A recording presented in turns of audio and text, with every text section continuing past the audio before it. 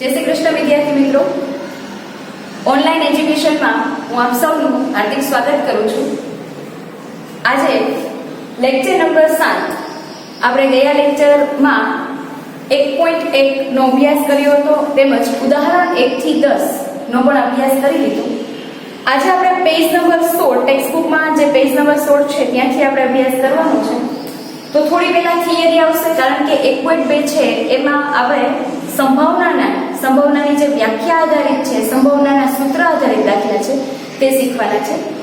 અત્યાર સુધી આપણે માત્ર ઘટક કે એમાં કેટલા ઘટકનો, એમાં કેટલા ગણનો સમાવેશ થતો હતો એનો અભ્યાસ કરતા.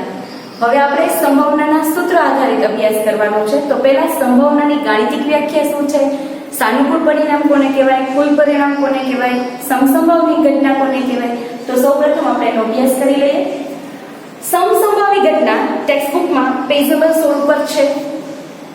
કોઈ યાદચ્છિક પ્રયોગના નિદર્શ અવકાશની બે કે તેથી વધુ ઘટનાઓ પૈકી એક ઘટના બનવાની શક્યતા બીજી કોઈ ઘટના બનવાની શક્યતા કરતાં વધુ કે ઓછું હોવાનું કોઈ દેખીતું કારણ ન હોય તો તેવી ઘટનાને સમસંભાવી ઘટના કહેવાય. આનો મીનિંગ એવો થાય કે જાણો કે આપણી પાસે બે મશીન છે. આપણે ધારી લઈએ કે આ X મશીન છે અને આ Y મશીન છે. દિવસ દરમિયાન 8 કલાક મશીન આપણે બંનેને સરખા ટાઈમ 8 કલાક મશીન આપણે ચાલુ કરીએ છીએ અને 8 કલાકમાં આ 100 યુનિટનું ઉત્પાદન કરે છે અને આ પણ 100 યુનિટનું ઉત્પાદન કરે છે અને છેલ્લે મશીન X અને મશીન Y ના જેટલા એકમ 100 યુનિટ બન્યા એને આપણે ભેગા કરી દે અને કાંઈ ફેર ન થાય કે કયા મશીનમાંથી આ પ્રોડક્ટ બની હતી ખ્યાલ નથી આવતો. તો આ જે ઘટના છે એ સમસંભાવી ઘટના કહેવાય. પણ આનો એક નિયમ એવો હોય કે બંને ઘટના એક કલાક સમય સરખું હોવી જોઈએ અને બંનેના એકમના ઉત્પાદન એ સરખા કરેલા હોવા જોઈએ. આ 50 એકમ તો મશીન બીજું પણ 50 એકમ થવું જોઈએ, આમાં 30 એકમ તો સામે બીજા મશીનમાં પણ 30 એકમ થવું જોઈએ. તો બંને એકમ સમય સરખો હોવો જોઈએ અને યુનિટનું ઉત્પાદન સરખું હોય અને પછી આપણે દિવસના અંતમાં એ બધા યુનિટ સાથે કરી દઈએ તો એને સમસંભાવી ઘટના કહેવાય. પછી આપણે ખ્યાલ નથી આવતો કે આ પ્રોડક્ટ, આ જે યુનિટ છે એ કયા મશીનમાંથી બનેલું હતું. પણ જો એક મશીન 15 અને એક મશીન 20 નું ઉત્પાદન કરતું હોય અને એને તમે ભેગું કરો તો એ સમસંભાવી ઘટના બનશે નહીં. અને સમસંભાવી ઘટના માટે સમયગાળો સરખો હોવો જોઈએ અને એક સમય 8 કલાક તો બીજામાં પણ 8 કલાકનો સમય હોવો જોઈએ અને યુનિટનું ઉત્પાદન સરખું કરે હોવું જોઈએ. એટલે એ જ કહેવા માંગે છે કે એક ઘટના બનવાની શક્યતા, એટલે એક મશીનની ઘટના બની એ બીજી ઘટના બનવાની શક્યતા કરતાં ઓછી કે વધુ ન હોય, એમાં ઓછું ઉત્પાદન ન થાય અને વધુ પણ ઉત્પાદન ન થાય. તો આવી જે ઘટના છે એને સમસંભાવી ઘટના કહે છે. હવે આગળ વાંચીએ તો સાનુકૂળ પરિણામ. આના વિશે તમે 10મા ધોરણમાં અભ્યાસ કર્યો કે કુલ પરિણામ આવે અને સાનુકૂળ પરિણામ આવે. કુલ એટલે નિદર્શ અવકાશ, કે જે આપણે 52 પત્તા છે તો 52 ને 52 પત્તાનો જેમાં સમાવેશ થઈ જાય એને નિદર્શ અવકાશ કહેવાય અથવા તો કુલ પરિણામ કહેવાય. તો એ જ રીતે સાનુકૂળ પરિણામ કોને કહેવાય? તો હવે આપણે એનો અભ્યાસ જોઈએ. કોઈ યાદચ્છિક પ્રયોગના નિદર્શ અવકાશના પ્રાથમિક પરિણામો પૈકી જે પરિણામો અમુક ઘટના એ બની છે તેનો નિર્દેશ કરતા હોય તો તેવા પરિણામને ઘટના એ બને તેના સાનુકૂળ પરિણામ કહેવાય. અહીંયા તો ઘટના એ લખ્યું છે, તમે ઘટના B લખી શકો, C લખી શકો, D, A1, A2, A3, XYZ કોઈ પણ સંકેત આપી શકો છો. તો હવે આમાં એવું કહેવા માંગે છે કે કોઈ એક ઘટના બની, આપણે 52 પત્તા છે અને 52 પત્તામાંથી એમ કહું કે ચહેરાવાળા પત્તા 52 પત્તા હોય એને કુલ પરિણામ કહેવાય. પણ 52 પત્તામાંથી આપણે ચહેરાવાળા પત્તા લઈએ છીએ તો એને સાનુકૂળ પરિણામ કહેવાય. તો આમાં આપણે એ જ એક્ઝામ્પલ આપ્યું છે કે 52 પત્તાની ઢગમાંથી એક પત્તું યાદચ્છિક રીતે પસંદ કરવામાં આવે. ટોટલ 52 પત્તા છે, એમાંથી તમારે એક પત્તું ઉપાડવાનું છે. તો 52 પત્તા એને કુલ નિદર્શ અવકાશ કહેવાય અથવા તો કુલ પરિણામ કહેવાય. હવે આગળ વાંચી. ખેંચેલું પત્તું ચહેરાવાળું હોય એટલે ઘટના એ કેવું? ચહેરાવાળા પત્તા ટોટલ કાળી, ફૂલી, ચરકટ અને લાલ એમાં 4 હોય, એમાં 3 આવે. ગલ્લો, રાણી, રાજા, ગુલામ, રાણી ને રાજા. એટલે 4 તેરી 12 જેને સંકેતમાં ઇંગ્લિશમાં SK, DK, CK અને HK. બરાબર? SQ, DQ, CQ અને HQ. T એટલે કિંગ રાજા, Q એટલે રાણી ક્વીન અને J એટલે જેક એટલે ગુલામ કે ગલ્લો જે કઈ આપણે બરાબર. S D સ્પ્રેડ પછી ડાયમંડ, ક્લબ અને હાર્ટ, કાળી, ચરકટ, ફૂલી અને તાર. આ રીતે સંકેતમાં આપણે દર્શાવી શકીએ. હવે આના સિવાયનું આપણે એક એક્ઝામ્પલ લઈએ તો હવે આપણી પાસે અહીંયા ચોક હોય તો અલગ અલગ પ્રકારના ચોક છે, red, blue, yellow, white, orange, કોઈ પણ. હું એમાંથી વ્હાઇટ ચોકથી લખવાની વાત કરીએ તો સાનુકૂળ પરિણામ તરીકે આ વ્હાઇટ ચોકનો ઉપયોગ કરીએ છીએ તો પહેલા યુ બરાબર બધા આવી જાય, રેડ, યલો, પિંક, વ્હાઇટ બધા ચોક. પણ મારે લખવાનું છે શેનાથી તો કે વ્હાઇટ ચોકથી, તો ઘટના એ બરાબર વ્હાઇટ ચોક. બરાબર. તો આ રીતે તમારી પાસે 5-7 પુસ્તક છે અને આપણે એમ કહું કે આંકડાશાસ્ત્રમાંથી, તો તમે આંકડાશાસ્ત્રને જે પ્રિફર કરીએ છીએ તો એને સાનુકૂળ પરિણામ કહેવાશે. તો એને ઘટના એ વડે નિર્દેશ કરી શકો, બી વડે પણ નિર્દેશ કરી શકો છો. ચાલો હવે એના પછી સંભાવનાની ગાણિતિક વ્યાખ્યા. સંભાવનાની ગાણિતિક વ્યાખ્યા એટલે આપણે જે 10માં સૂત્રનો ઉપયોગ કરતા કે P of A બરાબર m ના છેદમાં n, કુલ પરિણામ એટલે સાનુકૂળ પરિણામ છેદમાં કુલ પરિણામ. તો ઈ જ અહીંયા આવે છે. યાદચ્છિક પ્રયોગ. યાદચ્છિક પ્રયોગ એટલે આપણે કોઈ પ્રયોગ કરીએ એના શક્ય પરિણામ જ્ઞાત હોય, જે આપણે પ્રથમ લેક્ચરમાં જ આપણે અભ્યાસ કર્યો, જેની આપણે પહેલેથી ખબર હોય પણ ટોટલ પરિણામ ખબર હોય કે 1 થી 100 માર્કનું પેપર હોય તો 100 માર્ક આવશે. પ્રયોગના અંતે ચોક્કસ પરિણામ પણ મળશે પણ પ્રયોગ પૂર્વે આપણે અનુમાન મેળવી શકતા નથી કે આપણે કયા કેટલા માર્ક આવશે કે શું મળશે. બરાબર. ખાલી અનુમાન લગાવી શકીએ છીએ, એને યાદચ્છિક પ્રયોગ કહેવાય. અને શાંત નિદર્શાવકાશ એટલે તમે જે ગણી શકો છો એને શાંત નિદર્શાવકાશ કહેવાય. અને શાંત નિદર્શાવકાશ હોય તો જ તમારે દાખલાની ગણતરી થઈ શકે. જો અનંત નિદર્શાવકાશ હોય તો આપણે ટોટલ પરિણામ કેટલા છે, કુલ પરિણામ કેટલા છે એનો આપણે ખ્યાલ આવતો નથી. તો હવે આપણે યાદચ્છિક પ્રયોગના શાંત નિદર્શાવકાશ u ના પરસ્પર નિવારક, નિશેષ અને સમસંભાવિત પરિણામોની કુલ સંખ્યા n છે. કુલ સંખ્યા સમસંભાવ વિશે આપણે અભ્યાસ કરી લીધો છે, નિશેષ ઘટના વિશે અને પરસ્પર નિવારક ઘટના વિશે પણ અભ્યાસ કર્યો. a યોગ b બરાબર u થાય, a છેદ b બરાબર ખાલી ગણ થાય અને એકબીજા ઉપર જોવાથી કોઈ દેખીતું કારણ નથી હોતું. બરાબર. બે એકમ છે એ બંને એકમને યુનિટ ભેગા કરી દો એટલે બે મશીન દ્વારા કાંઈ પણ ફેરફાર થતો નથી. બંને એકમ 50-50 યુનિટ ઉત્પાદન કરે છે તો એને સમસંભાવી ઘટના કહેવાશે. તો આ જે છે એને n કહેવાશે. તે પૈકી m પરિણામો કોઈ ઘટના a બનવાના સાનુકૂળ હોય તો ઘટના a માટેની સંભાવના P of A બરાબર m ના છેદમાં n થાય. આ સૂત્ર છે કે આપણે ઘટના a બની, કદાચ ઘટના b બને, ઘટના c બને તો આ સૂત્ર તો સેમ જ રહે. પહેલી ઘટના હોય તો P of A કહેવાય, એ કરી P of A નો નિર્દેશ કરો. એમાં જો ઘટના કોઈ b બનતી હોય તો ઘટના b બનાવી દેવાય અને ઘટના b બરાબર P of B m ના છેદમાં n.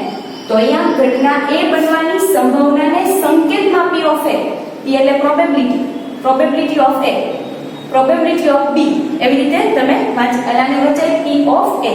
ત્યારબાદ આપણે સૂત્ર જોઈએ તો P of A બરાબર m ના છેદમાં n. m એટલે સાનુકૂળ પરિણામ અને n એટલે કુલ પરિણામ. હવે આમાં નોંધ એ વસ્તુની રાખવાની છે કે m greater than or equal to 0. આ જે m ની કિંમત છે એ 0 પણ હોઈ શકે. બરાબર. અને 0 કરતા મોટી જ હોય. જો 0 એટલે શું થશે કે 0 એટલે કોઈ ઘટના હોય કે જે બનવાની નથી. બરાબર.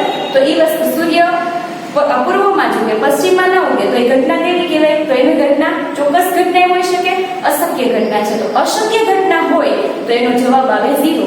તો 0 પણ આવી શકે, એવું જરૂરી નથી કે 0 ન આવી શકે, 0 પણ આવી શકે. 100 ગુણની પરીક્ષા હોય તો 100 માંથી 100 માર્ક આવે પણ 101 માર્ક ન આવે.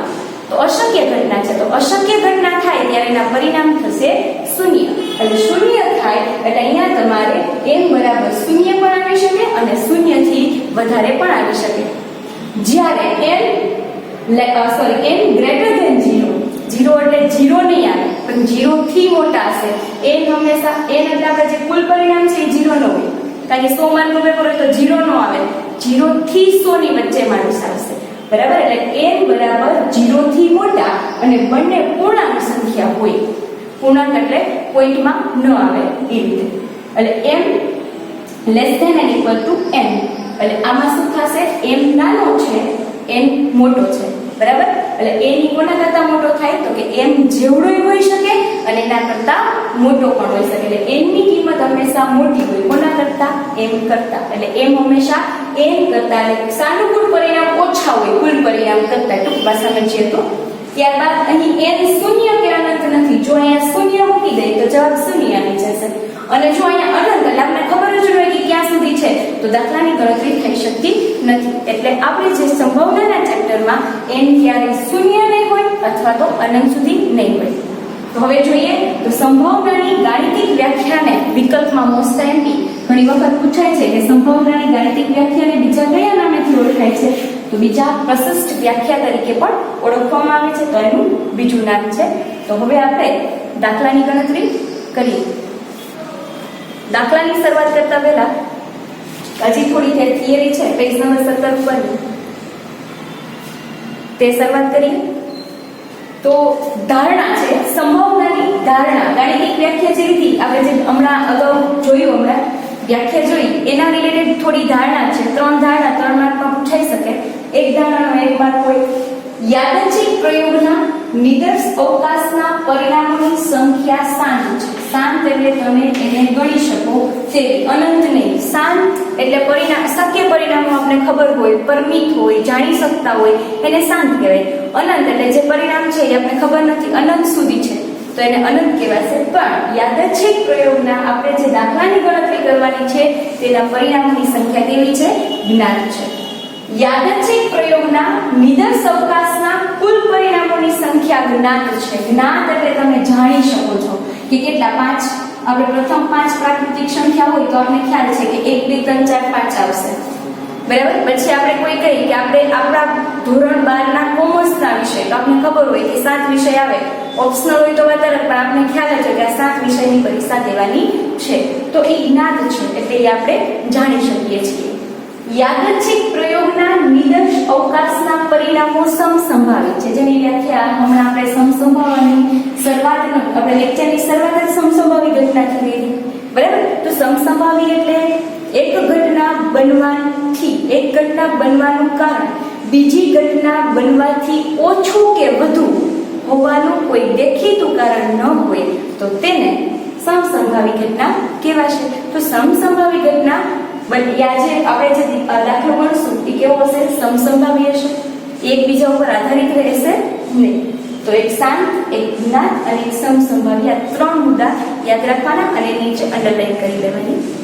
હવે ઘણા બધા એવા પરિણામ છે પેજ નંબર 17 ઉપર જ આપેલા છે, ત્યાં લખેલું પણ છે કે નીચે દર્શાવેલ સંભાવનાના સંબંધિત કેટલાક અગત્યના પરિણામો આપણે સાબિતી વગર સ્વીકારશું. સાબિતી નો આપણે કેમ 2 ને 2 4 થાય, 3 ને 3 6 થાય, એને આપણે સાબિત કરવા નથી જતા, બરાબર. તો એ જ રીતે સંભાવનાના નિયમ છે જેને આપણે સાબિતી વગર સ્વીકારવાના કે આવું હોય એટલે આમ જ થાય, બરાબર. તો એવા કેટલા નિયમ છે તો આપણે અહીંયા અલગ અલગ જે અહીંયા લખેલા છે 6 સુધીના નિયમ તેને યાદ રાખવાના. કારણ કે દાખલાની શરૂઆત કરીએ એ પહેલા આ વસ્તુ તમને સૂત્ર છે, નિયમ છે એ ખ્યાલ હોવી જોઈએ, તો એના માટે આ ખૂબ જ ઉપયોગી છે. એ સિવાય પણ આના રિલેટેડ વિકલ્પમાં, VSQમાં ટૂંકા દાખલા છે, આ બધા ખૂબ જ IMP એવો આ ટોપિક છે. તો વ્યવસ્થિત રીતે આપણે અભ્યાસ કરી અને આને યાદ પણ રાખવા પડશે તમારે. નિદર્શ અવકાશ યુની કોઈ પણ ઘટના એની સંભાવના P ઓફ એની કિંમતનો વિસ્તાર 0 થી 1 સુધીનો હોય. આપણો જવાબ છે 0 થી 1 ની વચ્ચે આવે.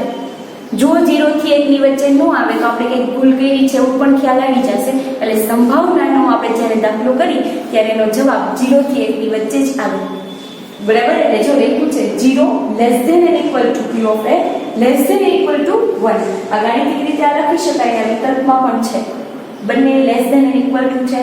એક પાછળ તમને વિકલ્પમાં અલગ અલગ વચ્ચે નિશાની આપેલી છે, લેસ ધેન ખાલી લેસ ધેન મૂકેલી, ખાલી ગ્રેટર ધેન મૂકેલી, greater than and equal two મૂકેલી, બરાબર. એટલે આ વસ્તુ વિકલ્પમાં છે એટલે નોટ પર કરી લેજો. બીજું અશક્ય ઘટના. અશક્ય ઘટના એટલે ક્યારેય ઘટના બનવાની નથી, એને અશક્ય ઘટના કહેવાય. અને નો બને એટલે એનો જવાબ આવે ખાલી ગણ, અને ખાલી ગણ આવે એટલે જવાબ થઈ જાય 0, કારણ કે એમાં કોઈ આવવાનું નથી, અશક્ય ઘટના છે, એ બનવાની જ નથી કોઈ સમય. તો એને અશક્ય કહેવાય. જાણો કે આપણે એમ કહીએ કે પાસું છે તો પાસા ઉપર એક સાથે કોઈ પણ એક જ પરિણામ મળે, એક સાથે 6 પરિણામ ન મળે, 6 માંથી કોઈ પણ એક પરિણામ આવે. 100 માર્કનું પેપર હોય તો 100 માર્ક આવે, 100 માંથી 101 માર્ક આવે નહીં. તો આ જે ઘટના છે એને અશક્ય ઘટના કહેવાય. અને અશક્ય ઘટના હોય તો એનો જવાબ આવે 5, અને 5 આવે એટલે જવાબ થઈ જશે 0. એટલે જેનો જવાબ 5, જે ઘટના અશક્ય એનો જવાબ 5, અને 5 ઇઝ ઇક્વલ ટુ 0. એટલે અહીંયા નોટ પણ કરેલું છે કે P of 5 is equal to 0. હવે વાત કરીએ તો ચોક્કસ ઘટના. તો ચોક્કસ ઘટનાની સંભાવનાને 1 કહેવાય. ચોક્કસ ઘટના એટલે ઘટના બનવાની જ છે, એ ઘટના 100% બનશે, એને ચોક્કસ ઘટના કહેવાય. અને ચોક્કસ ઘટના એટલે નિદર્શ અવકાશ Q બધા પરિણામ. આપણે 100 માર્કનું પેપર હોય તો 0 થી લઈ અને 100 માર્ક સુધી આવે. 0 આવે, કોઈને 1 આવે, કોઈને 2 આવે. તો 0 થી 100 છે એને ચોક્કસ ઘટના કહેવાય.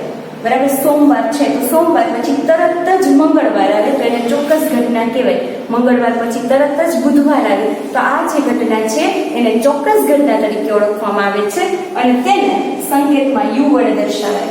એટલે U એટલે નિદર્શ અવકાશ, અને નિદર્શ અવકાશ એટલે 1. એટલે P of U જ્યારે પણ આપેલો હોય ત્યારે જવાબમાં તમારે કેટલો લખવાનો તો કે 1. અને P of ખાલી ગણ અથવા તો 5, P of 5 is equal to 5 નથી, 5 નથી કહેતી, 5 એટલે ખાલી ગણ, અને ખાલી ગણ is equal to 0.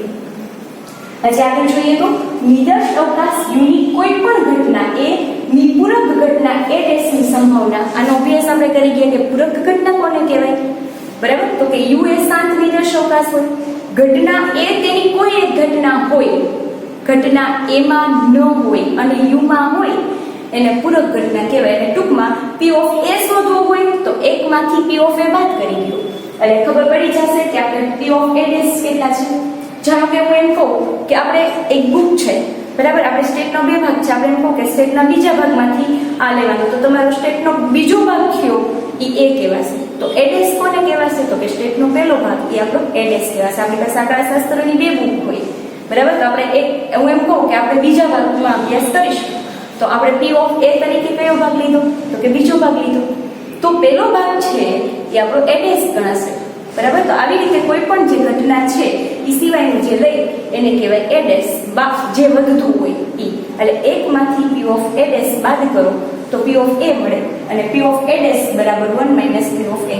ટૂંકમાં આડાવડું શોધવું હોય તો તમે શોધી શકો. આ P of A શોધવું હોય તો 1 - P of A. અહીંયા એનું આપ્યું છે, B નું થઈ શકે, C નું થઈ શકે. ટૂંકમાં પૂરક ઘટના હોય ત્યારે એકમાંથી તમારે બાદ કરવાનું થશે. હવે આગળ જોઈએ તો યાદચ્છિક પ્રયોગના નિદર્શ અવકાશના 2 ઘટના A અને B માટે A સબસેટ B હોય તો P of A less than or equal to P of B. એટલે કે તમને જે 2 ઘટના આપી હોય એમાં P of A છે એના કરતાં P of B હંમેશા મોટી હશે. શું કામ? એનું કોઈ રીઝન નથી, કારણ કે આ લોકોએ ચોખવટ જ કરી દીધી કે આ જે પરિણામ છે એને આપણે સાબિતી વગર સ્વીકારવાના છે કે P of A છે એ P of B હંમેશા P of A કરતાં મોટો હશે. જેનું આખું ખુલ્લું એ ભાગ મોટો અને જેનું મોટું બંધ, આમાં અહીંયા જે આવે ભાગ બંધ આવે એ ભાગ નાનો, એટલે P of A એ નાનો છે અને P of B એ મોટો છે. આવી રીતે આપણે વિકલ્પમાં પૂછાઈ શકે.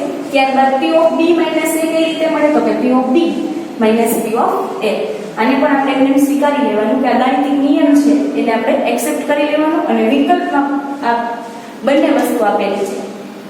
હવે જોઈએ તો યાદચ્છિક પ્રયોગના નિદર્શ અવકાશની 2 ઘટના આ જે છે એ સૂત્ર છે અને સૂત્ર આધારિત તમને દાખલા આગળ 4 ઓપ્શનમાં અલગ અલગ 4 દાખલા આવે છે. તો ચારેયનો અભ્યાસ કરી લઈએ કે A છેદ B તો આ કઈ રીતે મળશે આપણે તો કે P of A યોગ ગણવી. જ્યારે B ઉપર ડેશ હોય ને એનો મીનિંગ એમ થાય કે A પણ બનતી નથી અને B પણ બનતી નથી. A માં પણ ન હોય અને B માં પણ ન હોય, ડેશ હોય ને એટલે ન હોય એવું સમજવાનું. તો આને આપણે કઈ રીતે મેળવી શકીએ તો તમારે શું કરવાનું કે આ નિશાની છે એ 2 અહીંથી કાઢી નાખો અને એની જગ્યાએ વિરુદ્ધની નિશાની અહીં મૂકી દો. P of A યોગ ગણ B અને આખા કૌંસનો ડેશ કરવાનો. અને જ્યારે પણ તમે આખા કૌંસનો ડેશ કરો તો 1 - કરી અને તમને પૂરક ઘટના મળે તો 1 - P of A યોગ ગણ B. હવે એ જ રીતે અહીંયા પૂછે કે P ઓફ A યોગ A ડેશ યોગ B ડેશ, આનો મિનિંગ એમ થાય કે બે ઉપર ડેશ આપ્યું છે તો ફરી પાછા એમ કરો કે વિરુદ્ધની નિશાની મૂકી દો અહીંયા અને બાર ડેશ મૂકી દો, અને બાર ડેશ મૂકો એટલે કઈ રીતે મળશે તો કે 1 minus P of H B. હવે આ કહેવાય તફાવત ઘટના. તફાવત ઘટના એટલે કે ઘટના A માં હોય પરંતુ ઘટના B માં ન હોય, એટલે શું કરવાનું, P ઓફ A માંથી બે માં જે સરખું હોય બાદ કરી દેવાનું. આ બે સિમિલર છે, આપણે આગળ દાખલા કર્યા એમાં પણ આપણે સમજાયું કે આની આ તફાવત ઘટના કહેવાય, આની તફાવત કહેવાય. આ બે અલગ અલગ સિમ્બોલ છે અને આ એનું સૂત્ર છે કે કઈ રીતે આ જવાબ મળશે તો કે P ઓફ A ડેશ છે એનો મિનિંગ એમ થાય કે ઘટના બનતી નથી, એટલે જો બે માં જે સરખું આવતું હોય બાદ કરી દેવાનું. આગળના લેક્ચરમાં આપણે 35 5 અને 7 ના ઘડિયા વિશે દાખલો કર્યો હતો, એમાં 35 આવતા એ બંનેમાં આવતા કેન્સલ કરી દેતા એ રીતે. હવે P of B minus A તો કે P ઓફ A ડેશ છેદ B બરાબર P of B minus P of A છેદ B. આમાં પણ સેમ એમ કે B બને છે એટલે P ઓફ B અને પાછળ A છેદ B બે માંથી શું બદલાવાનું બાદ. આ બેને યાદ એ રીતે રાખો કે આગળ જે આવે એ પેલા લેવાનું. આમાં P ઓફ A આગળ આવે છે, આમાં P ઓફ B આગળ આવે છે, પાછળ તો બેમાં માઇનસ P ઓફ A છેદ B જ કરવાના છે. ચડતા ક્રમમાં ગોઠવવામાં એક આ મોસ્ટ એમ્પી છે. જો એક તો આપણે સંભાવના હંમેશા 0 થી 1 ની વચ્ચે હોય, એટલે આ જો શરૂઆત 0 અને P ઓફ A અને P ઓફ B બેનો સરવાળો કરીને એટલે આપણે 1 જ મળે, અને 0 થી 1 ની વચ્ચે આવી ગયું તો 0 less than or equal to P of A છેદ B, less than or equal to P of A, less than or equal to P of A યોગ B, and less than or equal to P of A plus B. આની જગ્યાએ 1 પણ આવી શકે. હવે જો એકવાર જોઈ લે 0 હોય સંભાવનાનો સરવાળો હંમેશા મીન્સ કે જે પરિણામ છે એ 0 મળી શકે. A છેદ B એટલે બંનેમાં સરખા આવે એટલે એમાંથી તો થોડાક જ ગણ હોય. એનાથી મોટું શું તો કે P of A, એનાથી મોટું શું તો કે P of A યોગ B. A યોગ B એટલે એક A માં હોય અથવા B માં હોય અથવા A અને B બંનેમાં હોય, અને છેલ્લે P of A plus B એમાં શું આવે P of A નો અને P of B નો સરવાળો કરતા આપણે જવાબ 1 મળશે. એટલે આ ચડતા ક્રમમાં છે અને આ ચડતા ક્રમમાં પાછળ BSQ માં તમને આપેલું છે અને થિયરીમાં પૂછાઈ શકે કે કયું મોટું છે. તો આની આ લાઈનમાં યાદ રાખવાનું કે પહેલા 0 આવે એનાથી A છેદ B મોટો, એનાથી P of A મોટા, એનાથી P of A યોગ B મોટા અને એનાથી મોટા P of A plus P of B. આની જગ્યાએ P of A plus P of B ની જગ્યાએ 1 પણ મૂકી શકાય છે. હવે પેજ નંબર 25 ઉપર મર્યાદા આપેલી છે એનો પણ આપણે સાથે સાથે અભ્યાસ કરી લઈએ. જે આપણે ધારણા કરી હતી એમાં આપણે વિરુદ્ધમાં નેગેટિવ લખીએ તો એને મર્યાદા કહેવાશે. તો આપણે પેજ નંબર 25 ઉપર સંભાવનાની ગાણિતિક વ્યાખ્યાની મર્યાદા 3 માર્ક્સ માટે 3 મુદ્દા તમે લખી શકો. યાદચ્છિક પ્રયોગના નિદર્શ અવકાશના પરિણામની સંખ્યા અનંત હોય તો આ વ્યાખ્યાની ઘટના સંભાવના શોધી શકાતી નથી. જે આપણે આગળ જોયું કે સંખ્યા કેવી હોવી જોઈએ, શાંત હોય. જો શાંત હોય તો દાખલાની ગણતરી ખાસ શકાતું નથી. આ એક મર્યાદા છે એટલે ગણી શકાય તેવું જ હોવું જોઈએ, શાંત હોવું જોઈએ. ત્યારબાદ બીજો મુદ્દો છે કે યાદચ્છિક પ્રયોગના નિદર્શ અવકાશના કુલ પરિણામોની સંખ્યા જાણતા ન હોય તો આ વ્યાખ્યાની ઘટનાની સંભાવના શોધી શકતા નથી. આપણે શક્ય પરિણામ કેટલા છે, કુલ પરિણામ કેટલા છે એનો આપણે ખ્યાલ હોવો જોઈએ કે કુલ પરિણામ કેટલા છે. જો કુલ પરિણામો આપણે જાણી શકતા નથી તો આપણે ગણતરી કરી શકતા નથી, તો સંભાવના મેળવી શકાતા નથી. એટલે જે આગળ એવું હતું કે સંભાવનાની સંખ્યા છે કે જે પરિણામ છે એ જ્ઞાત હોવા જોઈએ, અજ્ઞાત હોય તો આપણે આ દાખલો કરી શકતા નથી. એ જ રીતે અનંત હોય તો આ દાખલાની ગણતરી કરી શકતા નથી. યાદચ્છિક પ્રયોગના નિદર્શ અવકાશના પ્રાથમિક ઘટનાઓ સમસંભાવી ન હોય તો કોઈ ઘટનાની સંભાવના આ વ્યાખ્યાથી મેળવી શકાતી નથી. એટલે કે સમસંભાવી હોવી પણ જરૂરી છે. ટૂંકમાં જે આગળ 3 મુદ્દા શીખ્યા એ જ પ્રમાણે આમાં એમ ત્યાં એમ લખજો, ધારણામાં એવું આવે કે શાંત હોય તો સંભાવના શોધી શકાય. આમાં એમ લખવાનું કે અનંત હશે તો સંભાવના શોધી શકાતી નથી. પછી આમાં જ્ઞાત હોય તો સંભાવના શોધી શકાય છે, તો મર્યાદામાં એવું લખવાનું અજ્ઞાત હોય કે જાણી ન શકાતા હોય તો સંભાવના શોધી શકાતા નથી. એ જ રીતે સમસંભાવી હોય તો સંભાવના શોધી શકાય, એ આપણે ધારણામાં હતું. તો મર્યાદામાં એમ કે સમસંભાવી ન હોય તો સંભાવના શોધી શકાતી નથી. તો જે ધારણા છે એની આપણે નથી કરીને લખી નાખી, નેગેટિવ કરી નાખી એટલે એ આપણી મર્યાદા થઈ જશે. તો એ રીતે આપણે દાખલાની ગણતરી કરી શકતા નથી. ચોથો મુદ્દો છે એની કોઈ રિક્વાયરમેન્ટ નથી, માત્ર 3 મુદ્દા તમારે જોવાના છે.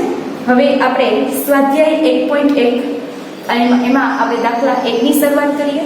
અત્યાર સુધી આપણે જે દાખલા કર્યા એમાં ઘટક અને ગણ એનો જ અભ્યાસ કર્યો. હવે આવશે સંભાવના. તો સંભાવનાને લગતા સૂત્રનો આપણે અભ્યાસ કરવાનો થશે કે જેમાં P of A બરાબર m ના છેદમાં n એ રીતે મૂકવાનું થશે. આગળ જે હતું એમાં એવું વસ્તુ ઘટના, તો એની નીચે અંડરલાઈન કરવાની, ગણ એટલે એની નીચે. આમાં એવું આવશે સંભાવના શોધો. એક સમતોલ સિક્કો 3 વખત ઉછાળવામાં આવે છે અને નીચેની ઘટનાની સંભાવના શોધો. અલગ અલગ 8 મુદ્દા આપ્યા છે, 8 મુદ્દા બોર્ડ ઉપર લખ્યા છે. આપણે આટલી વસ્તુ શોધવાની છે. પહેલા સંભાવના શોધો, એની નીચે અંડરલાઈન કરી નાખશું. હવે આપણે 8 મુદ્દા આપ્યા છે, તો પહેલી ઘટના હોય એને A કહેશું, પછીની ઘટના B, પછી C, પછી D, પછી E, પછી F, G અને H. તો એવી રીતે આપણે લાઈનમાં A, B, C, D, E, F, G, H એમ આપી દેશું અને પહેલી ઘટનાને A કહેશું. બરાબર? તો પહેલા તો અહીંથી શરૂઆત કરીએ કે એક સમતોલ સિક્કાને 3 વખત ઉછાળવાનું છે. તો પહેલા એ જોવું પડે કે સમતોલ સિક્કો છે એના પરિણામ, એક સિક્કાની 2 બાજુ હોય એટલે 2 પરિણામ, અને એને કેટલી વખત ઉછાળવાના છે? તો કે 3 વખત ઉછાળવાના છે. તો સત્ય પરિણામ કેટલા મળશે? 2 ની 3 ઘાત, એટલે જવાબ આવશે 8. હવે 8 પરિણામ કયા? તો મેં તમને લાસ્ટ ટાઈમ શીખવાડ્યા હતા. આપણે શરૂઆત જ્યારે કરી ત્યારે પહેલા 2 પરિણામ જે છે HH, HT, TH, TT અને 2 વખત તમારે નોંધ કરવાના. એટલે HH, HT, TH, TT. હવે શું કરવાનું? કોઈ પણ પરિણામ છે એમાં 4 પરિણામમાં આગળ કે પાછળ, જો બંનેમાં આગળ લગાવો તો આગળ લગાડી દેવાનું H, અને પાછળ લગાવો તો બધામાં પાછળ. એટલે પહેલા 4માં આપણે પાછળ H લગાવીએ છીએ અને પછીના 4માં T લગાવીએ છીએ. એટલે જો ઘણીવાર આડાવડા થવાની શક્યતા ન રહે, 2 પરિણામના તો આપણે આવડતા જ હોય, તો આપણી પાસે આ 8 પરિણામ મળી ગયા. HHH, HTH, THH, TTH, HHT, HTT, THT, TTT. એટલે કોઈ પણ પરિણામ છે ને આમાં રિપીટ થવાની શક્યતા ન રહે. પહેલા શું કરવાનું? 2 પરિણામના તમને ખ્યાલ હોય એ 2 વખત લખી નાખો. ઉપરનામાં T લગાવી, ઉપરનામાં H અને નીચેના 4માં T, એવી રીતે જોડી દેશો એટલે 8 પરિણામ થઈ જશે. એક તો H એટલે એ ક્લિયર હોવું જોઈએ કે એને છાપ કહેવાય, અને T એટલે એને કહેવાય કાંટો. હવે પેલું જ હતું કે બધી જ વખત છાપ મળે એવું આપ્યું છે, તો એને આપણે ઘટના A, તો A એટલે છાપ પહેલા તમે જોવાની કે આપણામાં બધી વખત છાપ. છાપ એટલે બધામાં H, H, H 3 વખત ઉછાળીને, એટલે ત્રણેયમાં H, H, H આવવા જોઈએ. તો ત્રણેયમાં H, H આવે એવું માત્ર પહેલાથી જોઈને લખવાનું. આમાં H, H, H. હવે એકય પરિણામ નહીં મળે, પણ છતાં એકવાર ચેક કરી લેવાના. આ H, T, T અને આમાં T આવી ગયો, આમાં T છે, આમાં T છે, આમાં T, આમાં બંનેમાં T, આમાં T ને આ બધા T. એટલે એક જ એવું પરિણામ મળશે કે જેમાં બધી જ વખત છાપ મળે H, H, H. તો હવે આપણું પરિણામ કેટલા મળ્યા? 1. તો આને કહેવાય m બરાબર 1. હવે સૂત્ર લખવાનું કે P of A બરાબર m ના છેદમાં n. m એટલે સાનુકૂળ પરિણામ. તો આમાંથી આપણે સાનુકૂળ પરિણામ કેટલા મળ્યા? તો કે 1. તો ટોટલ પરિણામ કેટલા છે? તો કે કુલ પરિણામ આપણે ઉપર જોઈ લીધા કે n બરાબર કેટલા છે? 8. તો આપણે P of A મળી જાય 1 ના છેદમાં 8. હવે બીજો ઓપ્શન છે, ટેક્સ્ટ બુકમાં આપેલો છે કે એક વખત છાપ, એક પણ વખત છાપ ન મળે. એટલે છાપ એટલે પહેલા એકવાર ઈ ક્લિયર કરવાનું કે H છે એ એક પણ વખત ન આવવો જોઈએ. બરાબર? તો જોવાનું કે એક પણ વખત છાપ ન મળે એટલે H, આમાં H છે, આમાં H આવે, આમાં H, આમાં પણ H, બધામાં H આવે છે. એક જ એવું પરિણામ છે કે જેમાં એક પણ વખત H આવતો નથી. એટલે અહીંયા લખવાનું કે B બરાબર આપણે છગડીયા કૌંસમાં પરિણામ લખવાના કે કયા પરિણામનો સમાવેશ થાય. તો કે T, T, T. ફરીથી એક પણ વખત છાપ ન મળે તો છાપ એટલે H. H છે ને આવો જ ન જોઈએ. અહીં નોટ કરી લેવાય કે છાપ એટલે H. H છે એકેયમાં ન હોય એવું, તો કે માત્ર એક પરિણામ. તો કે P of B, સૂત્ર પાછું લખવાનું P of B બરાબર m ના છેદમાં n. તો કુલ પરિણામ કે સાનુકૂળ પરિણામ કેટલા છે? T, T, T. એક જ પરિણામ કહેવાય તો 1, અને કુલ પરિણામ કેટલા છે? 8. તો અહીંયા આપણે લખવાનું 1 ના છેદમાં 8. હવે જોઈએ તો ત્રીજો ઓપ્શન છે કે ઓછામાં ઓછી એક વખત છાપ મળે. છાપ એટલે ઓછામાં ઓછી એક વખત છાપ, પહેલા એ જોઈ લેવાનું કે છાપ એટલે શું? H. ઓછામાં ઓછી એક વખત તો H આવવું જ જોઈએ. એચ એકથી વધારે વખત આવે ને તોય ચાલે, ઓછામાં ઓછું એટલે ત્યાંથી લઈ અને વધુમાં વધુ સુધી ચાલે, અને વધુમાં વધુ એટલે એનાથી ઓછું લેવાનું, અને ઓછામાં ઓછું કે એટલે ત્યાંથી વધારે, એટલે ઓછામાં ઓછી એક વખત એચ, એટલે ઓછામાં ઓછું એક વાર તો એચ આવવું જ જોઈએ. તો અહીંયા પહેલા સી કરીને આપણે પરિણામ લખશું કે કયા પરિણામ આવે, તો કે એચ એચ એચ 3 વખત આવે છે તો એ લઈ લેવાના, કારણ કે એક વખત તો આવવા જ જોઈએ, વધારે આવે તો ચાલે. પછી એચ ટી એચ, ત્યારબાદ એચ ટી એચ એચ, એમાં પણ એક વાર આવે છે, એમાં 2 વાર આવે છે, આમાં એક વખત આવે છે, આમાં HST તો 2 વખત આવે છે, વધુ આવે એ લઈ જ લેવાનું. ત્યારબાદ HTT THT, આપણે ખ્યાલ જ હોય કે એક જ પરિણામ એવું છે એનો સમાવેશ નથી થતો, પણ આપણે ગણ દર્શાવવા ખૂબ જ જરૂરી છે એટલે બધા દર્શાવી દેવાના. અને કેટલી સંખ્યાનો સમાવેશ થયો, કેટલા ગણનો, તો કે 7. તો હવે પાછું સૂત્ર મૂકો કે P of C બરાબર n ના છેદમાં n બરાબર 7 પરિણામ મળ્યા, અને કુલ પરિણામ કેટલા છે 8, એટલે 7 ના છેદમાં 8.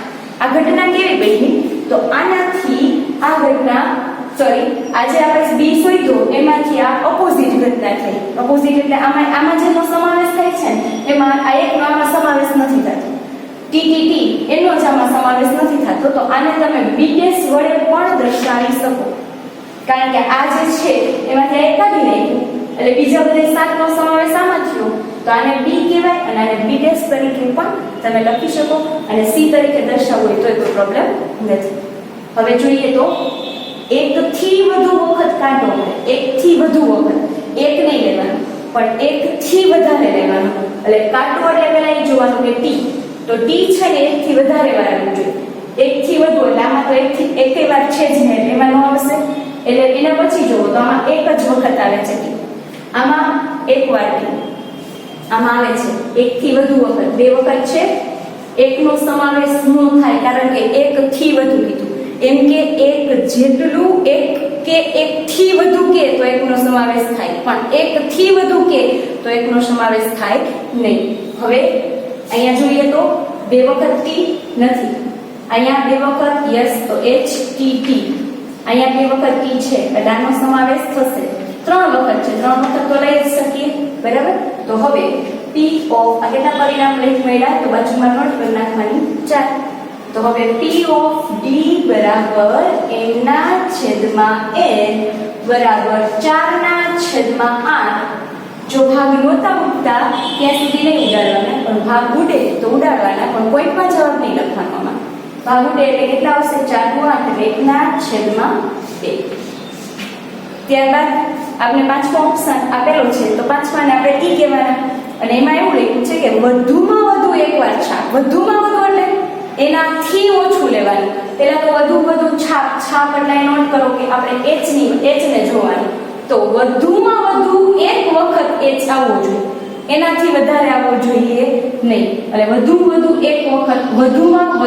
એક વખત છાપ, એટલે વધુમાં વધુ એક વખત h, વધુમાં વધુ એક વખત નહીં, આમાં તો 3 વખત છે એનું આવે, એના પછી આમાં 2 વખત છે ઈ પણ નો આવે, આમાં 2 વખત h છે ઈ પણ નો આવે.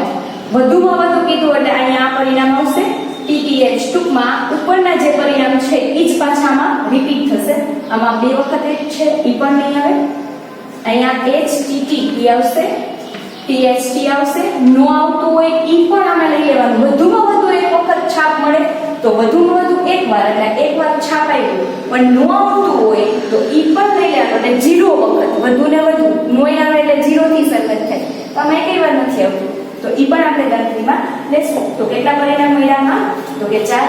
તો હવે P of E બરાબર m ના છેદમાં n બરાબર 4 ના છેદમાં 8, એટલે 1 ના છેદમાં 2. ટૂંકમાં 2 વસ્તુ ઉપર ને નીચેના જે 2 પરિણામ છે ને ઈ સેમ જ છે, પણ અલગ રીતે આપણે પૂછ્યા છે. આમાં 1 થી વધુ વખત કાંટો મળે અને આમાં વધુમાં વધુ એક વાર છાપ મળે, બેના પરિણામ સેમ આપ્યા પણ પૂછવાની રીત અલગ થઈ.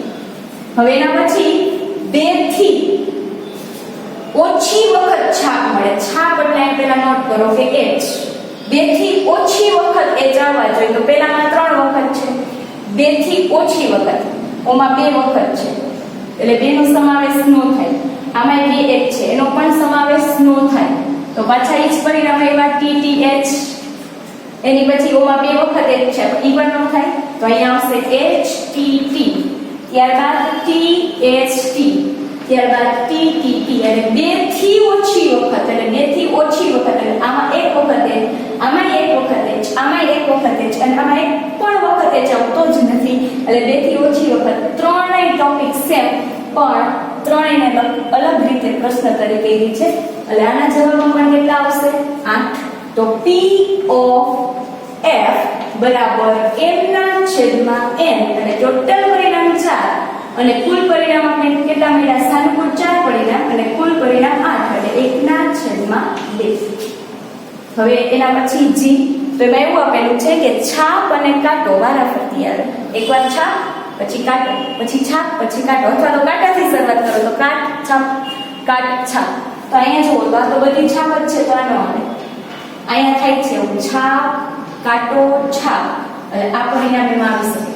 આમાં નથી થતું. આમાં કાંટો કાંટો છાપ એટલે એમાં વારાફરતી નથી આવતું. આમાં પણ છાપ છાપ કાંટો બધું એકવાર જોઈ જ લેવાનું. HTT આમાં નથી થતું. આમાં થાય છે THT. ટોટલ બે પરિણામ મળશે. તો કયા બે પરિણામ મળશે એ પણ અહીંયા G કરીને દર્શાવવાના. HTH અને THT એટલે પરિણામ કેટલા મળ્યા આપણે? 2. તો KP of 0 બરાબર m ના છેદમાં n બરાબર 2 ના છેદમાં 8 એટલે 1 ના છેદમાં 4. હવે જોઈએ તો P of H. હવે કાંટાની સંખ્યા છે ને, કાંટો એટલે T અને છાપ એટલે H. એટલે કાંટાની સંખ્યા છાપ કરતા વધારે હોવી જોઈએ. એટલે T છે એ વધારે હોવા જોઈએ. પણ કોના કરતા? તો કે છાપ કરતા. એટલે અહીંયા જુઓ તો અહીંયા તો છાપ જ છે બધી એટલે નો આવે. અહીંયા કાંટાની સંખ્યા ઓછી છે. અહીંયા કાંટાની સંખ્યા ઓછી છે.